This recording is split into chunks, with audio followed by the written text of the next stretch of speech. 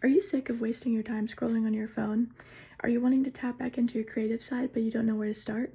And be honest, are you a little bit intimidated by art because you hate the idea of messing up? Now, if you're like me and you answered yes to any of these questions, then this video is for you. And if you're not like me and you answered no to any of these questions, then you can just turn the video off now. Just kidding, it's still for you because art can actually be for everyone. Also, as Christians, art can be a form of worship. Francis Schaeffer, in his book Art in the Bible, talked about how for Christians, creating art can actually be a form of worship because creating things of beauty actually honor and praise God. Now, with that being said, let's get into what you actually need for creating your first watercolor. Okay, the supplies that you're going to need are brushes, paper. I use watercolor paper, but you can really use whatever. A rag or paper towel, and then water in a jug, and then obviously watercolor paints. Mine are not very expensive. I just got them on Amazon.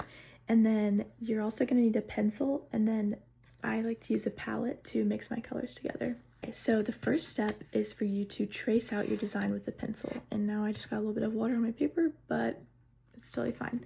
So I already did this, as you can see. I just did a simple little flower. And your sketch can be as complicated or as simple as you want, depending on how much freedom you want to have when you're actually painting. So our first step is going to be to do a light wash of color on the flower petal. So when I say light wash of color, what I mean is you're going to want to have more water on your brush and less paint. And that's what that's going to do, is it's going to create a lighter wash, and it's going to make it easier for us to go in later and add more color. Because remember, you can always add more color, but you can't necessarily take color away. I mean, you kind of can with watercolor, but it's a little bit harder. So what I'm going to do is take my brush with my light purple color and do a light wash of paint. And if I feel like I have too much, like I kind of do right now, I can always go in with water and make it a little bit lighter. But I'm just going to do this for all my petals.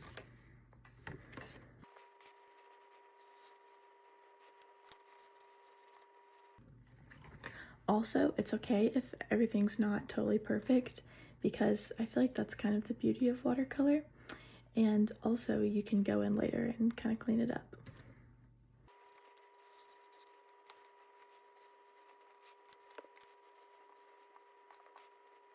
Okay, now that I've done my first layer of color, as you can see, it's pretty light. I'm going to go in with a little bit of a darker purple and add a little bit of dimension in the middle of each petal.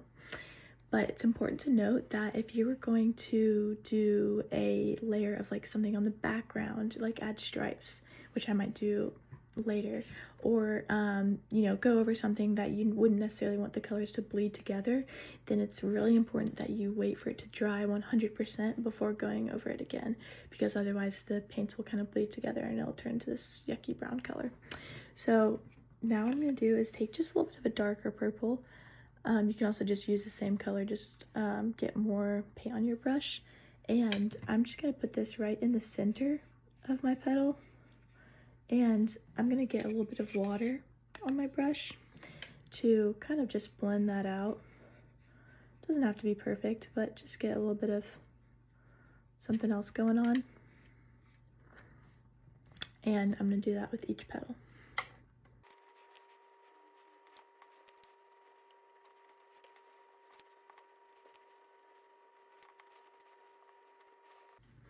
Okay, now that I've done that, I'm probably going to go in and add a little bit more shading on the bottom of each petal, but you know, you could stop here if you wanted.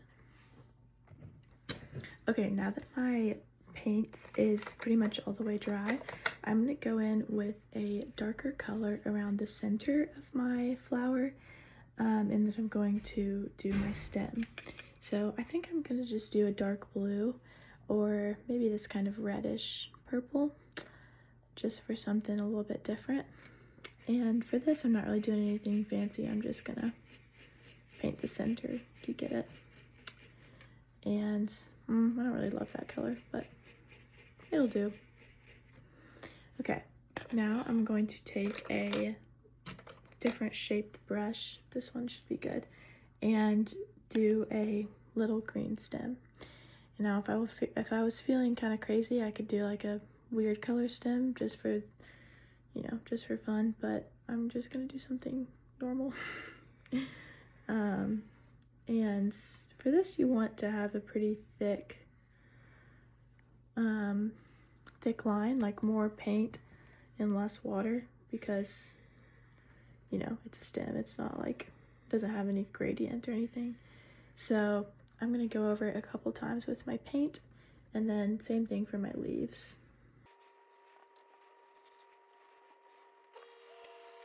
Now that I'm pretty much done painting, we're gonna let that dry until it's totally bone dry and you can touch it without any paint coming up. Okay, I went ahead and added some little polka dots just to tie in the color from the center of my flower into the rest of my painting, but now I'm done. Now, is this a masterpiece that's gonna get hung in a museum? Obviously not, but I got to create something beautiful and express my creativity and do something a little bit more productive than scrolling on my phone. Also, according to a 2020 NPR piece by Malaka Garib, art not only lowers our stress and cortisol levels, but it also activates the reward center for our brains, and it can actually be really relaxing because of that. Now, I definitely had higher cortisol when I was making this because it was for this assignment, but usually painting is one of my favorite things to do. And now that you know the steps for watercolor, why don't you give it a try and let me know how it goes.